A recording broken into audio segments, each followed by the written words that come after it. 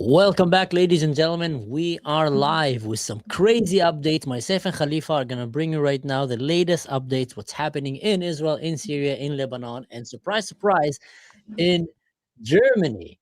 So without further ado, Khalifa, how are you? Hey, good evening. How are you doing? Hebrews and Shebrews, always doing good. Great. I'm just checking that if I'm live in my Telegram channel. So everybody who see me or hears me on my Telegram channel, please note. Fair And enough. we're live. How are you?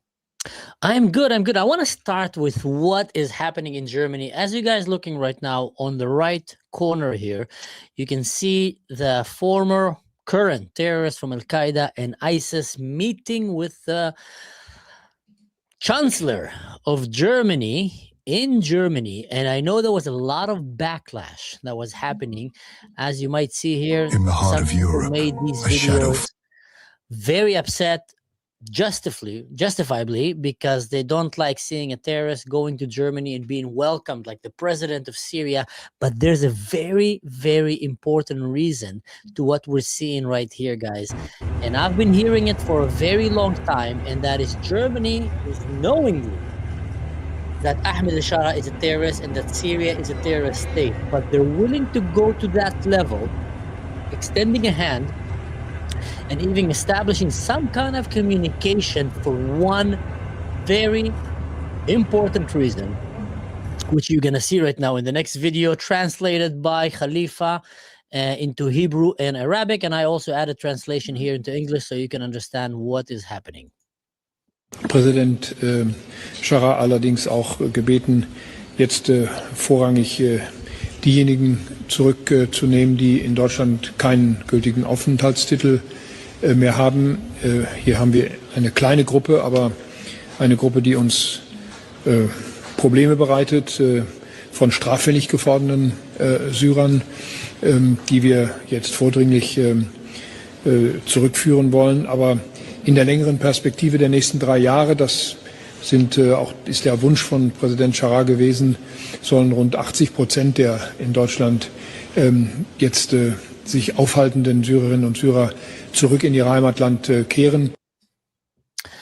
So, Khalifa, what's your thought about this? It looks like Germany is willing to do some kind of a peace agreement with terrorists just in order to get rid of the Syrians that are in Germany. They're so desperate to get rid of them, to throw them away, that they're willing to go and reach a hand to an ISIS Al Qaeda terrorist. Just come here, let's talk, take them out, take this garbage. We don't want them here. I mean, that's what I'm understanding from what I'm seeing right now. Yeah, and the question is to be asked: are the Germans are going to go with it all the way? Because as Al Capone said, there is so much that you can get with nice words, but you can get much more with nice words and a gun. And the thing is, they're still treating them. They're giving. You have the carrot and the stick, and now they are trying to lure the Syrian immigrants to Germany by offering them, money and job and lands and things like that.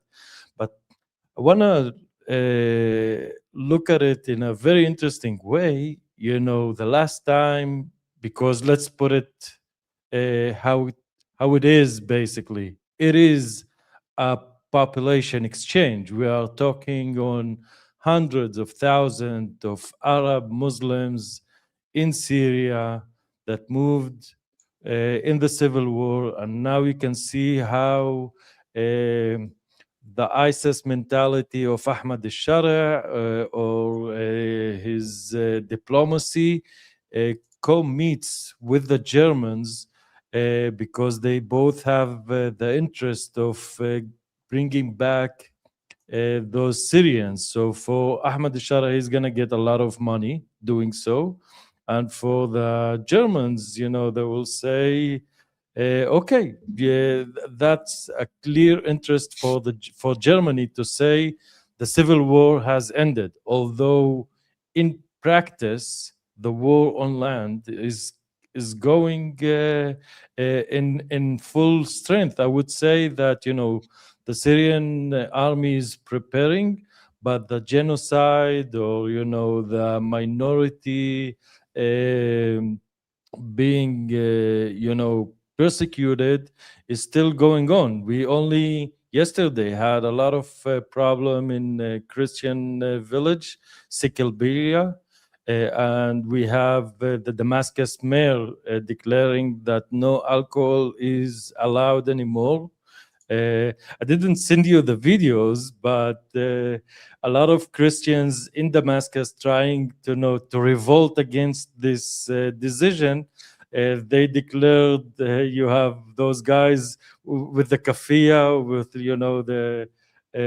with their face covered, and they declaring whiskey stand and Jaeger stand and Arak stand and wine stand, and they all pledge alliance to whiskey stand, saying that now we are declaring sovereignty, which is hilarious. That's their way to push back on that. So I would say that this puts everything in order. How Germany interest co-meets with the Syrian Ashara ISIS regime, basically. Here, I tell you what, Khalifa, I agree and I don't agree with you on a crucial thing.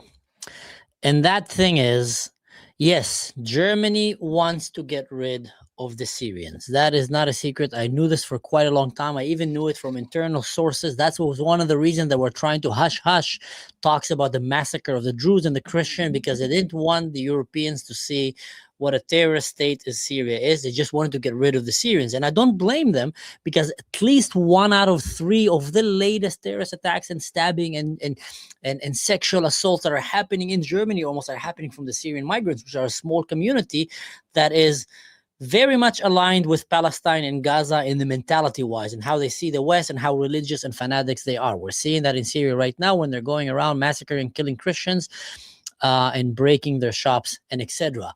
But with that I agree with you that Germany wants that. I don't believe that Ahmed al-Shara wants that. And I tell you why. First of all, big part of the money that is coming into Syria is coming from the agents that they've sent into Europe. Not only Syria, but a lot of the Muslim countries. A lot of the money that is going into these Muslim failing countries is coming by their families and relatives that are basically invading European countries right now, working there, taking their money, meanwhile, bringing children and trying to establish Sharia law. So it's a win-win in many aspects. And I don't really believe that Ahmed al-Shara gave up his ISIS al-Qaeda dreams for that. I believe he's trying again to manipulate the West and to trick the West and to trick Germany. I will be very surprised if he will follow up with that. Because also from his side, I mean, Germany is basically saying, hey, we have here a bunch of rapists and jihadists and terrorists. We want to send them back to you. And yeah, of course, bring them back. I mean, most likely, most countries said, no, keep that garbage. I got rid of it. And we I know that agree a lot with of you. times they've sent their garbage into Europe.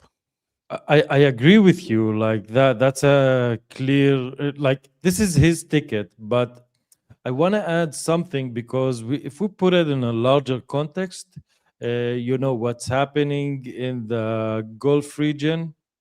So I think people don't really recognize that yet, but we are living in a major shift. Last time that we have this kind of even proposal of population exchange was in World War II. So this is the event, or the scale of the event that we are in. And I want to add a very interesting thing to the pool of meaning, that now that Iran involved Qatar, UAE, all those Gulf states to the war, basically, that ends somehow an era. Because let's put Qatar, for example. The policy of Qatar was, hey, let's put money to Iran, to Hamas, buy Paris Saint-Germain. Let's put money all over the place. And that's our, insurance ticket. But that didn't work. So now you don't have the Gulf money because all those countries is going to say, hey, we put all this money as an investment that didn't check when we needed it. So now we're going to invest our money to our own security. This is why nobody's going to rebuild Gaza. Nobody's going to rebuild Syria unless they are certain that it's going to work. So if we put it from the perspective of Ahmad al-Shara, he needs legitimacy. That's thing that he's getting. Second of all, talking is cheap. Nobody said that all those Syrians are gonna go back to Germany, so to Syria. Sorry, so he still have those, agents as you call them, and like in his, the best scenario, we're gonna have 80%. Nobody like that's imaginary, benchmark. That's not gonna happen ever. So he's getting legitimacy. He needs people even people that lived in a sovereign country, people that could basically active as proper civilians, and he is getting money. So from his perspective, it's a win-win. And once the Qatari or the Gulf money is not so insured, that's a good move on his behalf. I tell you what, From the his only part. thing here, yeah, the only thing here is I will not underestimate the Germans. And the Germans are still not finished. They're not like French or the UK. They're still not finished. I do believe that the Germans, I mean, I'm seeing it here. There's a lot of people in Germany that are just fed up with the Syrians, fed up with them. Seriously, I'll tell you a story, Khalifa. I was coming back one day. I was invited to this pro-Israel, pro-Nova kind of party event, and I wanted to go and show respect because they wanted to go and do like a dance party to remember the people in the Nova. We will dance again. And then on the way back, I said I'll stop and buy falafel. So I stopped in a place, apparently it was a Syrian place, and in the line in front of me there was 5 young Syrian shabab, all male, military-aged men, of course. And to the German eye, I am 99% confident that most Germans will see, like, oh, nice guys. But they don't understand Arabic. They don't understand the culture. They don't see the nuances that me and you will see immediately. And I saw this kind of jihadist mentality kind of in that group. So I stood there and I just let them order in front of me. I wanted to listen. And they were talking about how glad they are that Ahmed al-Shara is massacring the Christians, the Kurds, and the Druze, and how sad they are that they came to Europe before they managed to experience that bloodbath, because they would have loved to go inside these villages and plunder and kill and behead, and then show them, step on their neck and etc. And they were like using full-on terrorist language. Now, I am very positive that the average German will not probably see that. However, there is a waking up with many Germans right now. They're just fed up. You should see the police here, man. They are going and giving it to them. They are seeing what a bunch of lazy perverts they have brought from this country, who are not contributing at most to the society here, and at many cases who are literally making problems in their country. And Germans often, especially the ones that are not living in Berlin and some woke places, they like their lifestyle. They like their quiet, they like their organized lifestyle, they like their etiquette, they like their cultural respect that they have here towards time, towards elderly, towards traditions. They love their traditions. And these guys, they care nothing about traditions. They care nothing about respect. They care nothing about, all these etiquettes. And the Germans are seeing it. And sooner or later, I think they will be so fed up that they will just round them up and send them by force, like it or not. Or Germany will forever lose its German identity. So I think people here might actually starting to wake up and realize this is literally a battle of civilization. Now, speaking of which, here's a video that you shared with me, because right now, guys, we're having Christians being massacred and attacked in a village in Syria. And this is a video that Khalifa sent me today from his Telegram. And again, I added some English subtitles. So let's watch it, Khalifa, and maybe you can throw a few words about it. لاجتياح كامل لمدينة مسيحية بين رواية السلطة الانتقالية وفيديوهات الناس. الحقيقة كانت عم تنضرب برصاص. شباب من قلعة المضيق تحرشوا ببنت بشارع المشوار بالمدينة، بيتصدى لهم مجموعة شباب من أهل القلبية. هون المفروض تتدخل الدولة، صح؟ لكن اللي صار كان العكس. بعد دقائق الأمن العام ما راح على الطرف المعتدي، راح. Little bit of context. Correct me if I'm wrong, Khalifa. A few Muslim guys went and started harassing some few Christian girls. Some Christian men came and tried to defend their girls and push these Muslim guys so they don't go and harass or violate their girls. Then the Muslim went and called for all their shababs, and they came with guns, machine guns, trucks, and started breaking stuff. The Christians called for the police, and then the police came and joined again the Muslims in attacking the Christians there. Am I correct? I don't think that the Christians even called the police because they knew, because those guys actually came in with the security forces. And the interesting thing that they always do it, they share their own videos vandalizing shops and people property, and those are the people in uniform that would suppose, serve and protect. And this is the reality, yes. What a crazy. Okay, let's keep watching. واعتقل شباب من الصقلبية، وبهذا الوقت بتتوافد قطعان الهمج كما تم تسميتها بالفيديوهات اللي انتشرت يلي ما حدا فيه ينكرها. مجموعات مسلحة، ملثمين، وجوه شفناها الفيديوهات اللي حاول إعلام السلطة يتجاهلها ويسخفها. ولهيك رفضوا أهالي الصقلبية اليوم يحكوا مع الإعلام الحكومي، لأنه الرواية الجاهزة ما عادت تقنع حدا. صار في اقتحام مو مرة بل مرتين، مرة والأمن العام عم يرافق المعتدين ويعتقل شباب من المدينة، ومرة تانية وهو عم بيقول إنه عم يفرض السيطرة. بس أي سيطرة والمحلات عم تتكسر، سيارات عم تنسرق والكافيهات عم تنهب. أي ضبط أمني وإطلاق الرصاص وصل لتمثال السيدة العذراء. وأي دولة لما تتحول الهتافات لتهديد والتكبير لسلاح ترهيب بين الناس.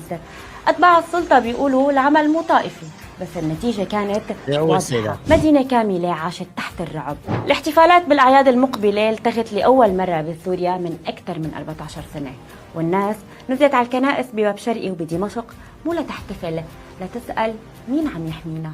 المشكلة مو بحادثة تحرش، المشكلة كيف حادثة صغيرة تحولت لاقتحام مدينة. والمشكلة الأكبر لما يلي معه سلاح بينترك ويلي دافع عن حاله بينسحب.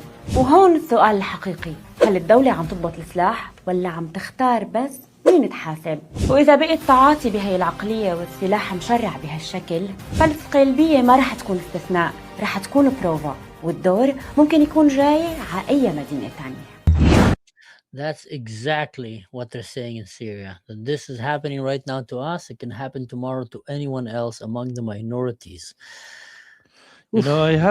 I have something like that. It's not fair to say, but I need to say it. I have a lot of complaints to the Christians, even Syrian Christians living abroad, because the writing was on the wall. And when the Alawites were massacred, when the Druze were massacred, and they've been persecuted, and the Kurds, we always, even here in our show, we always said, where are the Christians? Because the Christians is one of the main pillars that should push back against those Islamists, because they have connections and affinity to the Vatican, to the West, to all those powers that could give a counter fight against those Islamists.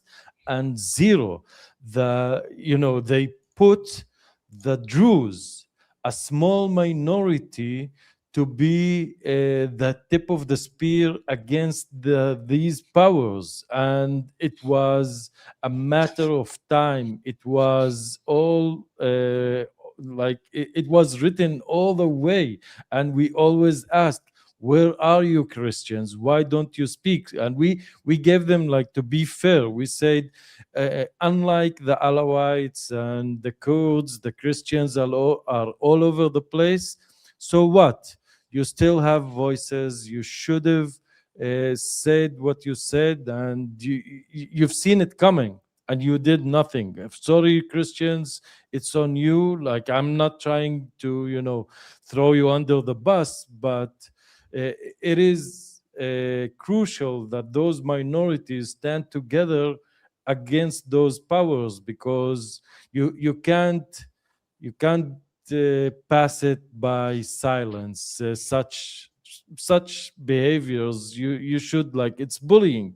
You should stand up against the bullies, and they didn't do it. They have this dhimmi mentality, and we kept interviewing Christians and ask them, where are you? Where is your voice? We need to hear you. We, the Druze, we want to hear you, to stand together. And they didn't do it for a reason that I don't know why. I tell you what, and we have someone here saying that this is his city, and I hope that you're fine. And if we're saying anything that you feel that is not accurate, please leave it in the comments. Or if you want to add something so people can know, please leave it in the comment. He's saying here 100% just we need weapons to defend ourselves so we don't scare. And I will say this, and I agree with you on this one, Khalifa. Not all Christians, first of all, in the Middle East are a bunch of wimps and wussies. Not all. But the ones who are willing to go and stand and fight are not getting backed up by their community leaders and by their, majority of them. And that is because Arab Middle Eastern Christians are not like American Christians. They have took the Bible into a very meek survivalist mentality of we're always going to be neutral. All wars are bad. We don't want to ever fight. We don't want to get involved, and we'll always be neutral. Now, you can't be neutral in the Middle East. You can't. Because you're either going to be eaten or you're going to have to fight not to be eaten, and sometimes even to eat the enemy so he doesn't eat you. I'll give an example. The Druze made a very clear decision when Israel was established. They didn't stay neutral. They picked a side. They picked basically the least logical side to pick. They picked the side of the Jews who were at their weakest. Right after the Holocaust, just came to this land with 2 billion or at least 1.5 billion Muslims who want to come and kill them. And they came and said, we're going to be with you guys. But they picked a side. And that's why the Druze today are strong and ready to defend themselves and even stand for one another. The Druze in Israel were the main reason that the Druze in Syria were not completely massacred and slaughtered. It is a shame that we're seeing Christians in Syria being killed and slaughtered and attacked, and churches destroyed. Statue of Mother Mary there was, shot and broken down by these shababs. Elderly people were humiliated in the streets. And Christians in America are more obsessed right now over Epstein file, and also over some liars like Joe Kent and Sean Ryan, who are trying to give them false information about what's happening, with Tucker Carlson about the Middle East. So they don't seem to be too concerned about what's happening to other Christians in Nigeria. Right today, I think, or yesterday, there was a video, a sad, devastating video of more executions of Christians by Muslims. So Islam never abandoned its war on Christianity. Christianity forgot that it's being attacked by Islam. And now they have so many compromised agents from inside of them that are telling them a falsified story of, no, we're not, we're this. Israel is a bad guy. Israel's a bad guy. Meanwhile, you know what? Here's a good example, guys, and we can come back to the Syria one later, Khalifa. But look at this. So IDF covered, I'll show you from the beginning. IDF uncovered Hezbollah terror infrastructures in a church, in a school in Khiyam. Did I say this the name right? Yeah. My mom is here. So my mom doesn't understand what I'm saying in English, but she will come and say, Mansur Khalifa, you're right 100%. Shukran. We love you, Mansur. Absolutely. By the way, we can appreciate some prayers. She was in the hospital today. She had some headache, and now she's been treated. So if anyone want to send some prayers toward my mom, we'll highly appreciate that.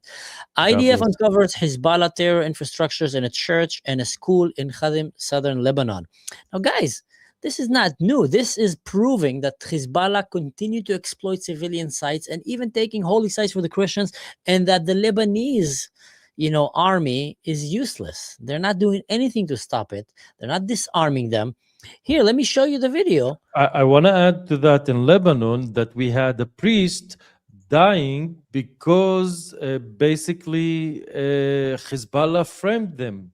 They used the infrastructure, and that cost,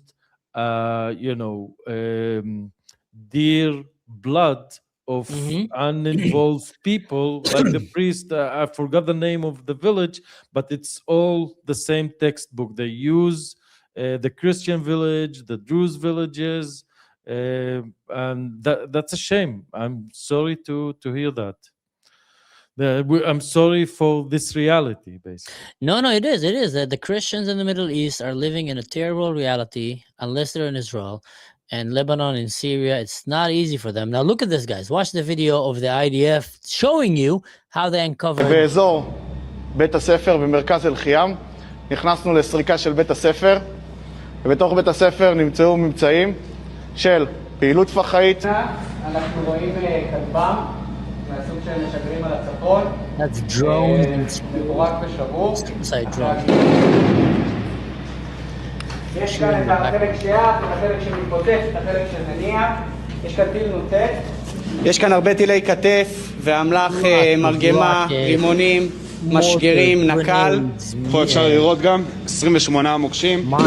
אמצעי לחימה רבים, אפשר לראות פה שתי פצמ"רים 107, כמויות של פתיל רועם, לבנות חבלה. יש פה מנגנונים של מוקשים. אנחנו נמשיך לעבוד ולהשמיד אויב. So that was the key. He came in and said it very clearly. We will continue working, destroy our enemy, and protect the northern part of Israel. Israel have a commitment to its citizens. I will tell you this.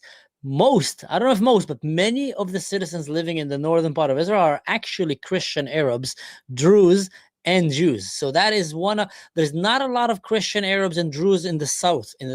Okay, so many of them live in the north, and right now they're being terrorized by Lebanon. And Israel says, we don't care, Lebanon. We're going to destroy everything that Hezbollah touches, and that includes some churches that they choose to hide in. Now, it's sad, and I wish that Hezbollah will not go and kill Christian priests and make their churches into bases of terrorist operation. Well, I'm sorry. It's a shame that we didn't brought the map, because what's happening in south of Lebanon, you said the north of Israel. So now the south of Lebanon is going to be the new north of Israel, all the way to the Litani, because basically Israel said to the Lebanese government over and over again, they gave them one chance, the second chance, third chance. They kept, pursuing them. Do your job. Be a state. Be a sovereign country. Go and do what you signed that you are going to do. And it basically, cleaning Hezbollah's arms. And they said, yeah, we did it, and we cleaned all the south, and now we can see and witness that they didn't. They talk cheap. They never do anything. So basically, Israel, what it did, it decapitated all the bridges, because you have the Litani River that basically separates the south from the north, and Israel basically blew up all the bridges, and now this river is a very steep a valley, like 200 meters down, 200 meters up. That's like a natural border for Israel. And now what Israel did, she said all villages need to be evacuated from the southern part of Lebanon to the north, and the only villages that stayed state are are Christian and Jews, that nobody touches them. The Jews know IDF is not gonna touch them because we're not, seeking anything against people that that basically don't want to harm us. And now Israel from the Hermon Peak is going to go basically to the west and close all over the, like, Israel is advancing, and now the Bika area is today. Avichai Aderi, the speaker in Arabic of the IDF, told the Bika area, some villages in the Bika area, to be evacuated, and this is happening. The south of Lebanon is basically being cleared out from the Shia community because the Lebanese state never did what it signed and said that it's going to do. No, I 100% agree. And if you look at the map here also, look at the size of land that Israel is going to take from Lebanon. And that is, I feel, the punishment of a government that have allowed terrorism to lead it, that have allowed Hezbollah. I mean, yes, they're all right now asking for sorry, but that's what we said in the beginning many times. When you start speaking power and respect, that's when they start understanding, and it's a bit too late. Israel cannot trust. There's not a functioning government in Lebanon that can be trusted, and Israel, I completely understand, have a responsibility towards its citizens and towards its women and children that are being killed by these savages. And they're saying, Halas, Israel today is not the same Israel before October 7. And I think the Middle East is starting to understand we're not playing games anymore. And if needed, we will make Lebanon and Syria into Gaza, if needed. And I will not shed a tear if that will happen. If they will wake up and they will abandon their suicidal, genocidal dreams of destroying Israel, killing me and my family and my friends, Jews and Christians and Arabs and Muslims in Israel, if they abandon that, then I don't want any harm for them. But if they keep saying, Takbir, Takbir, Allahu Akbar, we want to come and kill you more, I am all for making a parking lot from all of them and allowing Christians and Jews and other minorities to come and repopulate this land and kick away the Muslims, send them away. They're just trouble everywhere they go, and that's what they're doing. This is right happening, and they are such liars because the Americans kept telling them, and everything that happened on their responsibility, and they never take any responsibility. It drives me mad, Yeah, they're treated like they're just, dumb teenagers, adolescents. Oh, you can't really come. What do you mean you can't? Expect the highest. No pedophilia, guys. Stop marrying young girls. No massacring and killing women in the streets and violating them. No attacking others who have different religion. If you can't hold yourself, we'll put you in the ground or in a mental hospital. I mean, look at China. They literally declared Islam as a mental problem, and they're treating it that way. I'm not saying that we should do that in all the West, but there's probably a reason why they're doing that. Now, I want to continue with the video here because it's a very interesting video, guys. Watch this. A church. This is a church in Lebanon. Hezbollah took it and made it into a terrorist operation base.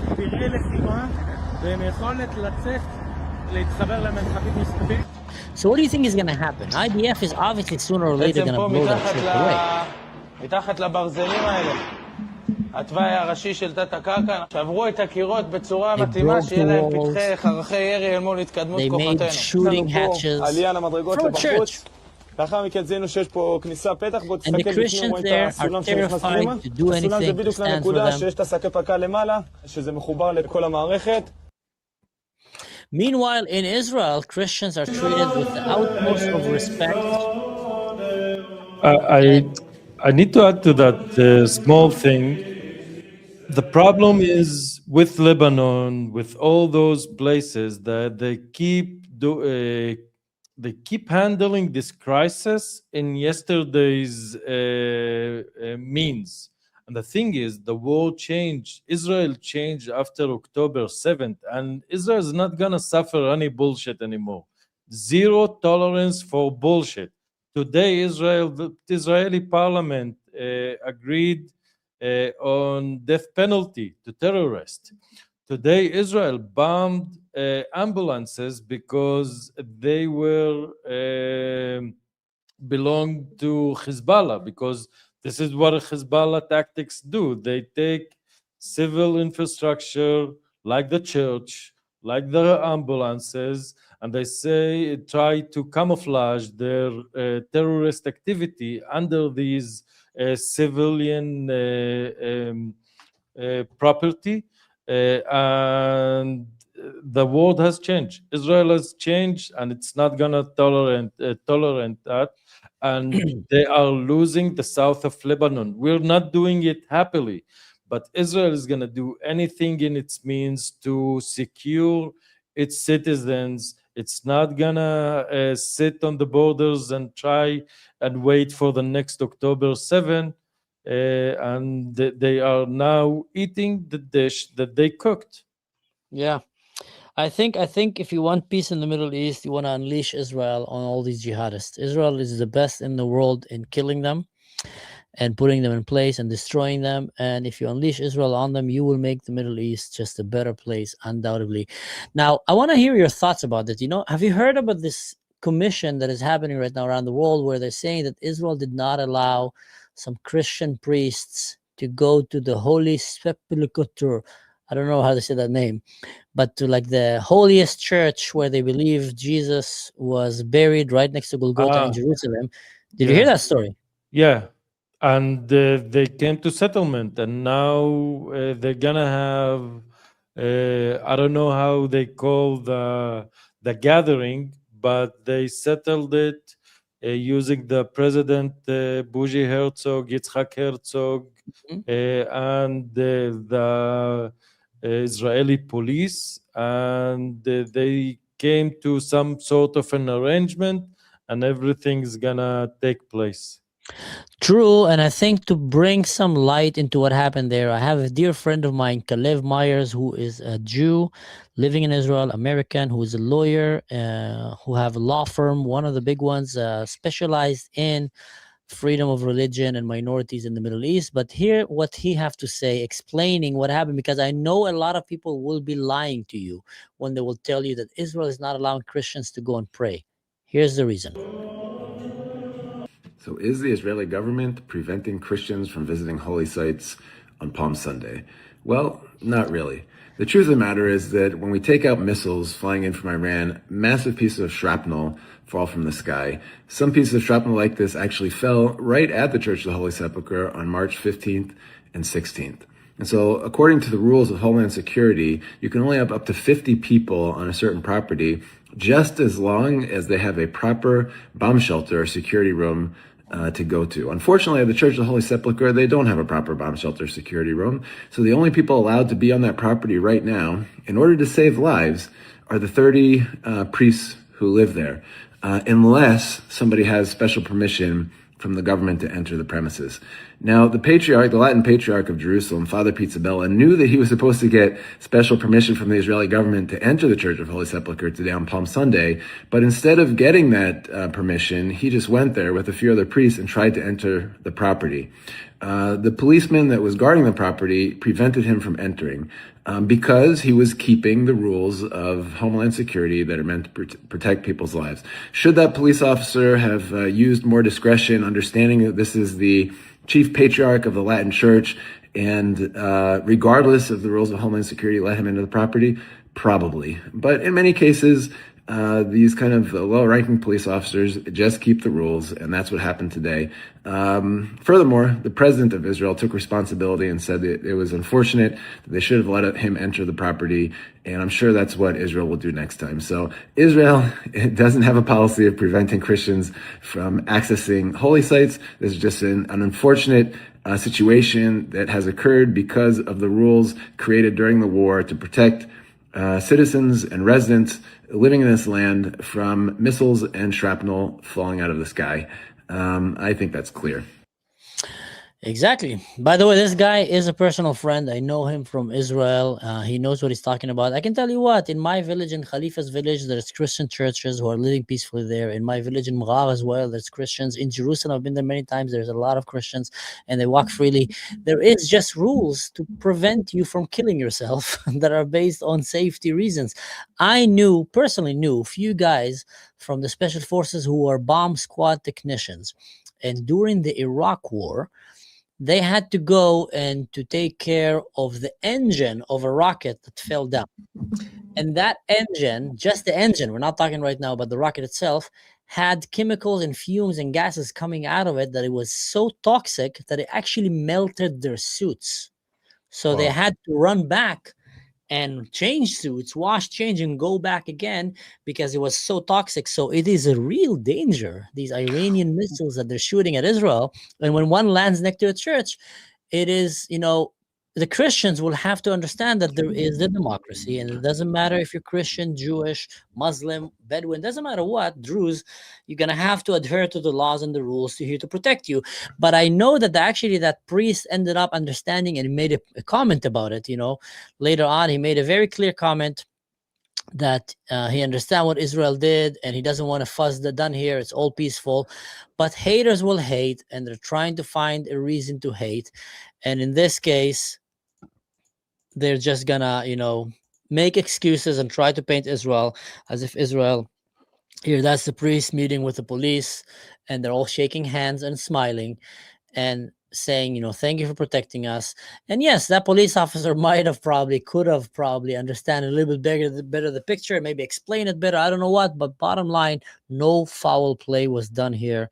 And it's exactly how it should be done.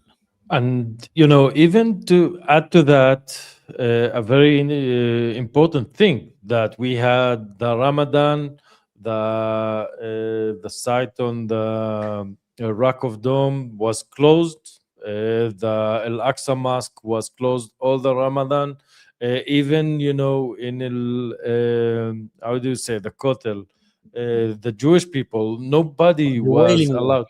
Yeah, no one was allowed to do any gathering because missiles were like falling in these places. People were dying, even in Ben Gurion Airport, all those places.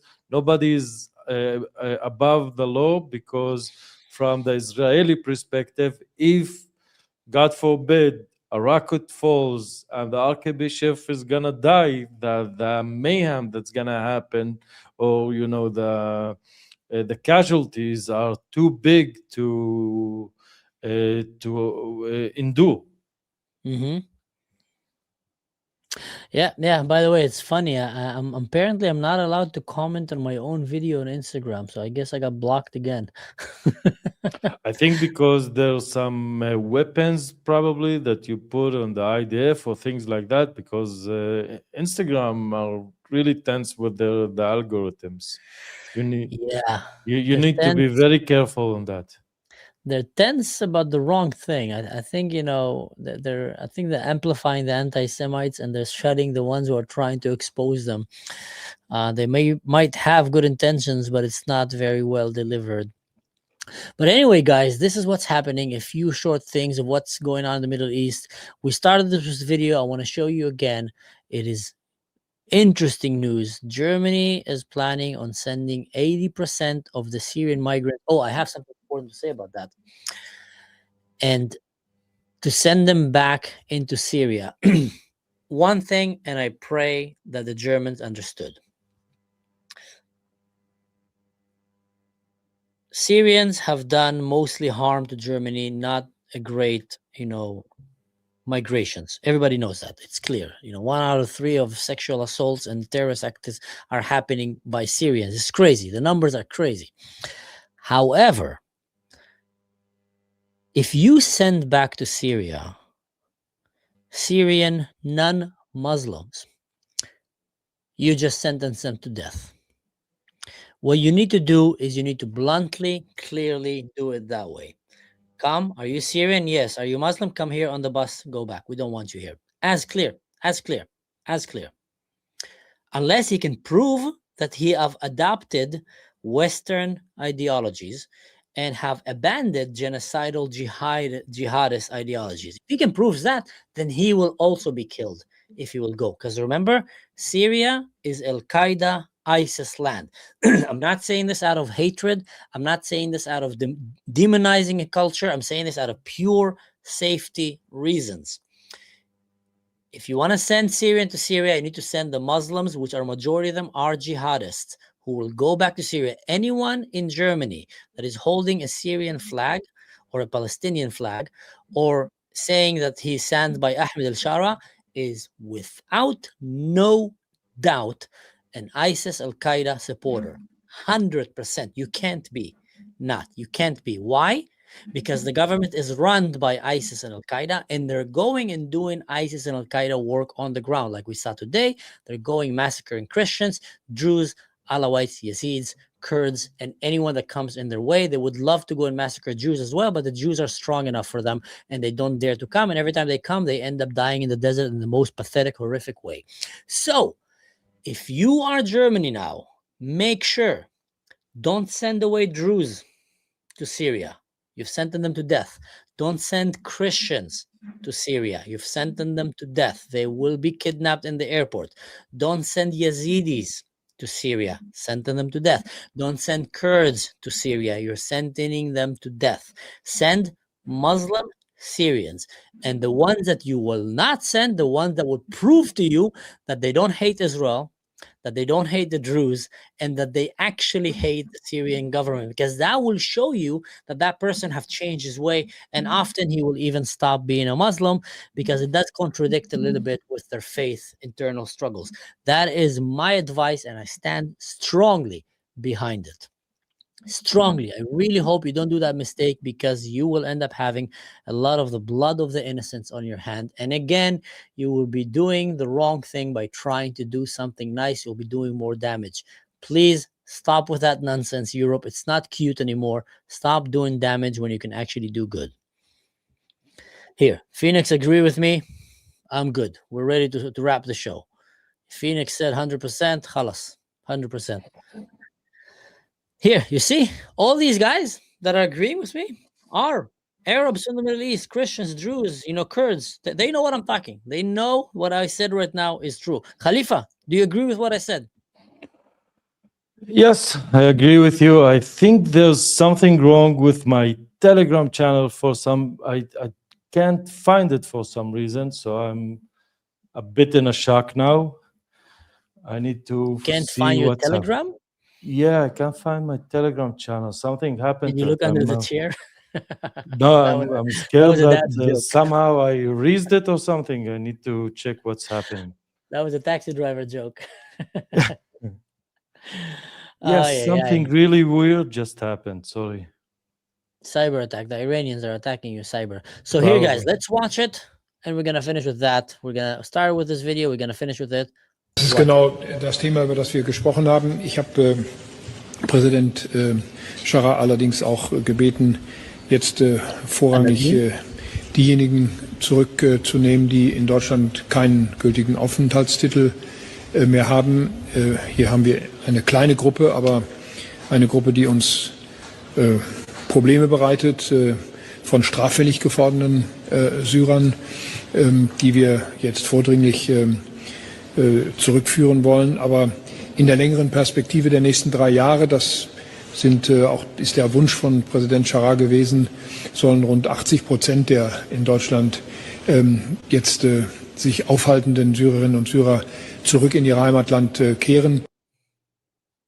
So guys, that's big news. 80%, but again, it's 80% from the ones who didn't get valid residency permits. So yeah, it means that Germany is screwed. If they don't send them all back, or at least 95% of them back, they're in big trouble. Big trouble. They bring more children than you. They don't assimilate. They don't share your values. They actually hate your values. And yeah, if the West doesn't understand that it has been invaded by Islam, then there's no hope for them. No hope. But let's see. Let's see.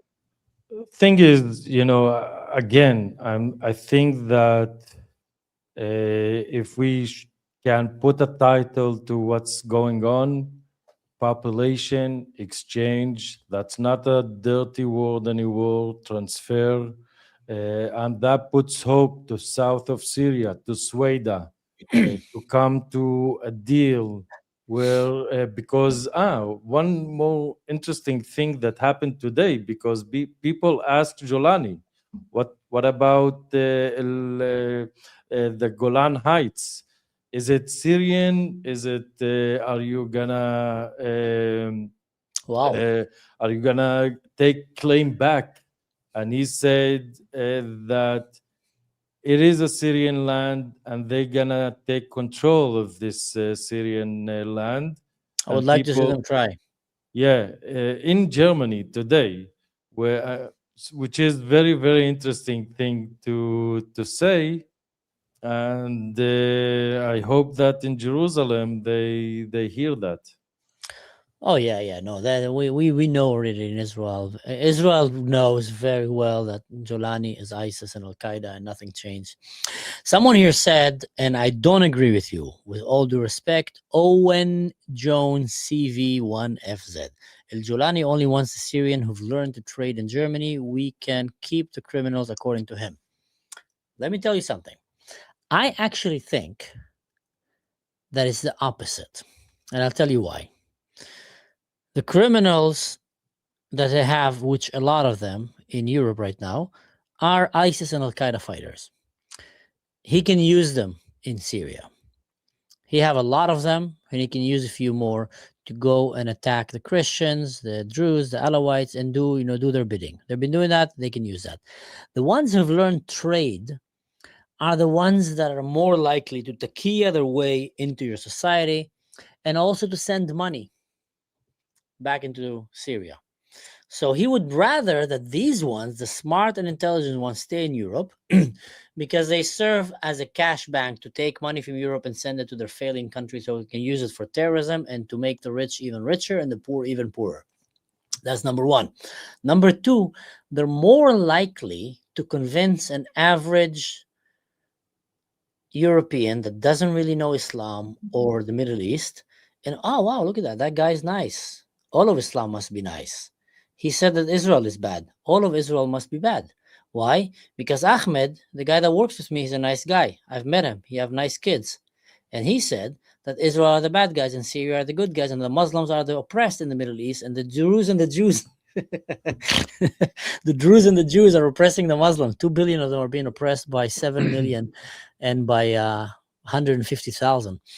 So then Johannes is going to say, oh, I know everything I know about the Middle East. Why? Because Ahmed told me. He's a nice guy.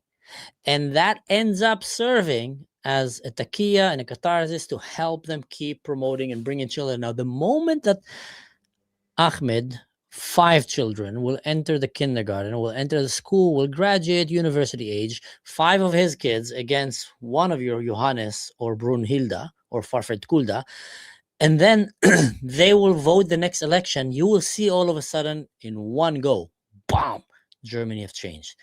Another generation, Ahmed and Mahmoud, because that's probably what he's going to name his kids, are not going to see differently their views about Christianity, Judaism, Israel, and the West. They will keep their Islamic jihadist ideology, while Hans and Brunhilde will basically debate if it's okay, vegan or tofu, to shave their armpit or not, and if they should have purple hair, or if they should hate right now America or hate Israel because they're colonizing. They will be like so detached. And then there'll come a point where it'll be too late.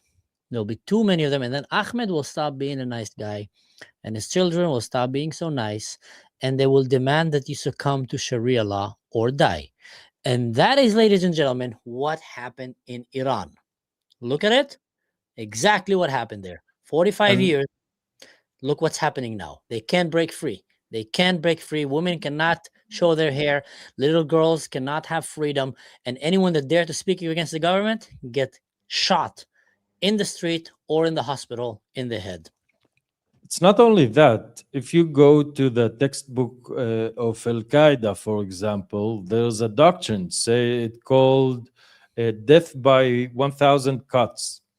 So basically, every Muslim living in a kafir state or non-Muslim state brings this cognitive dissonance, because they say, I should be a proper Muslim, but being here in Germany, that doesn't make me a proper Muslim.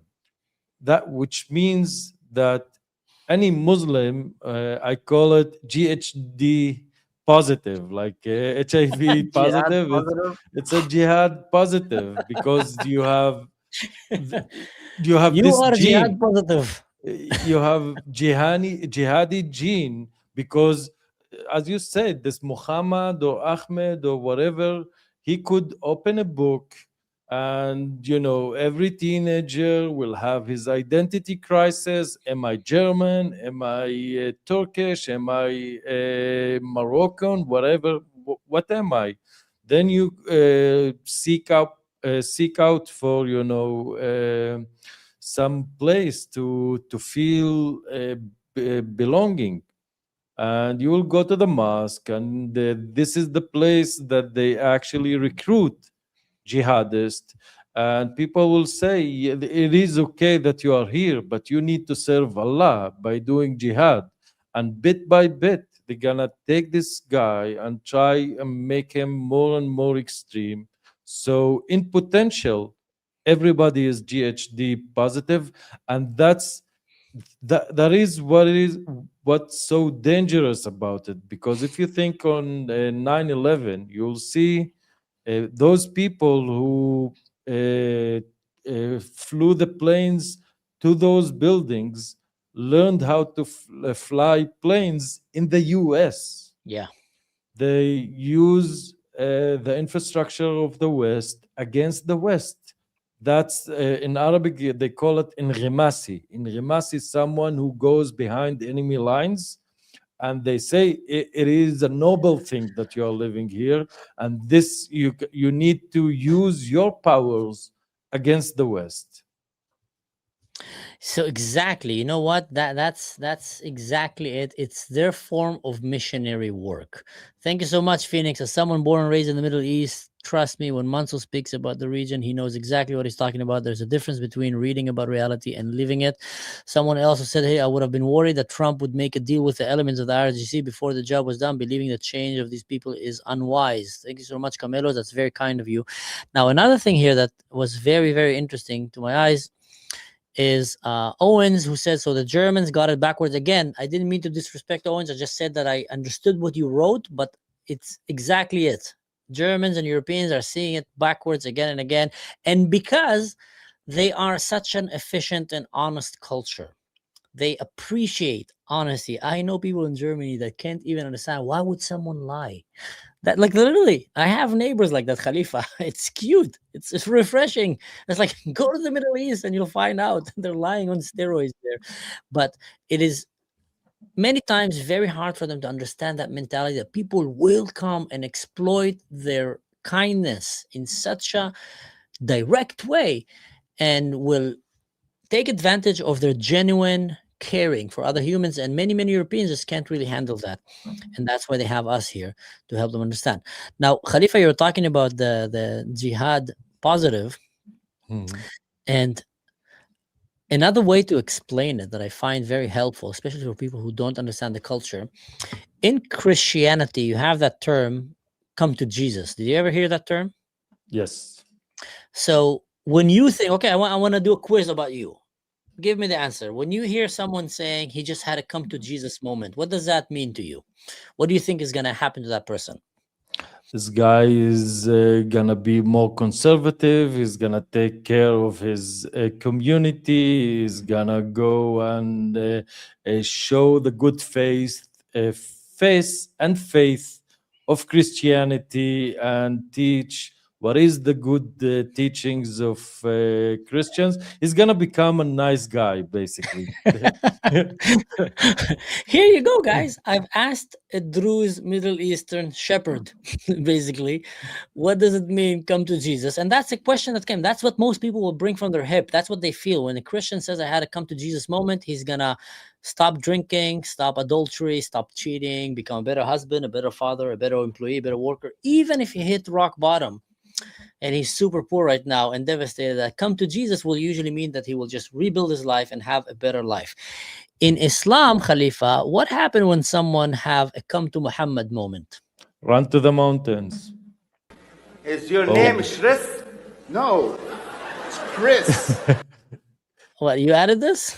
I added that. It is the joke that because we were talking about Christianity and all those things. We'll show it. We'll show it. Let's have a good laugh. Yeah, but 1 second. So when someone have come to Muhammad, it usually means that he will take the Quran literally and he will go either, suicide bombing, stabbing rampage, grab his truck, drive into the crowds and kill, because he is fulfilling the calling that his book have called him to do, to go and colonize the world and kill the infidels.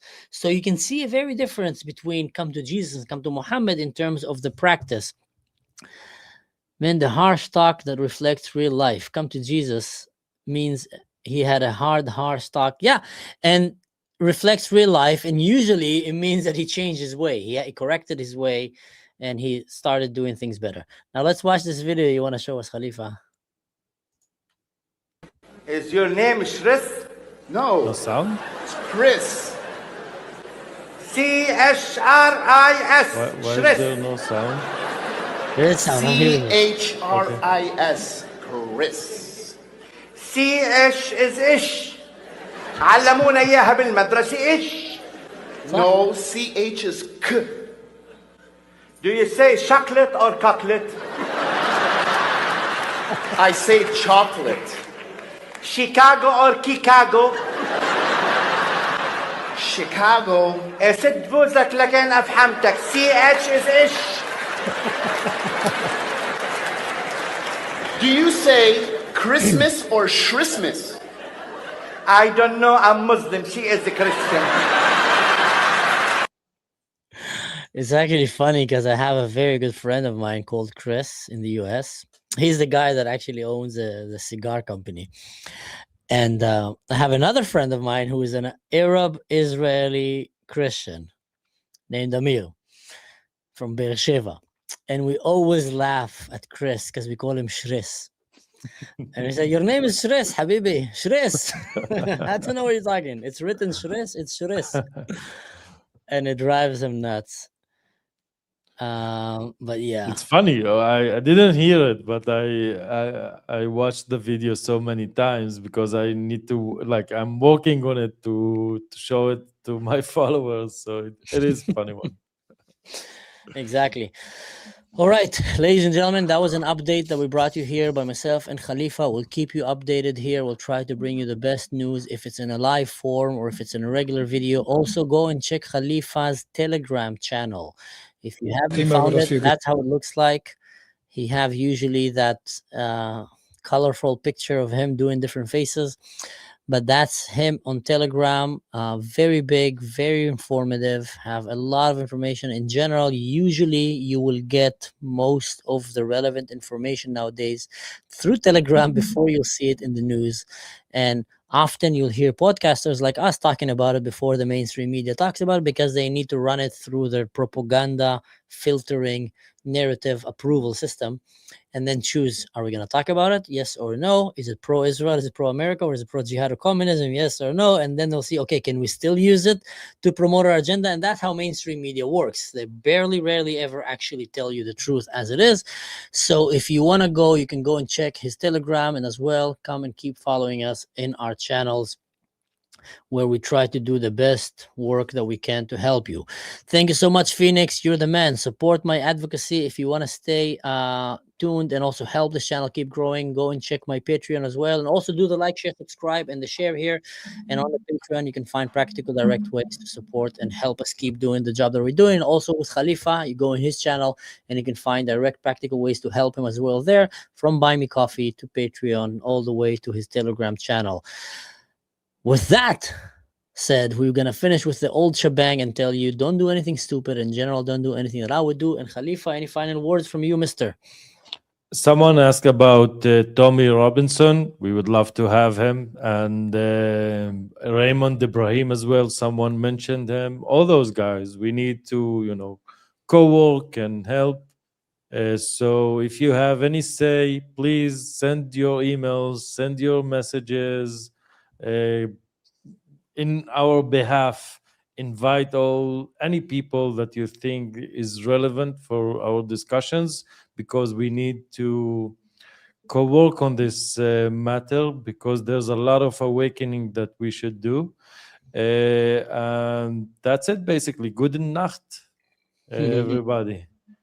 Gute Nacht, everyone. See you next time.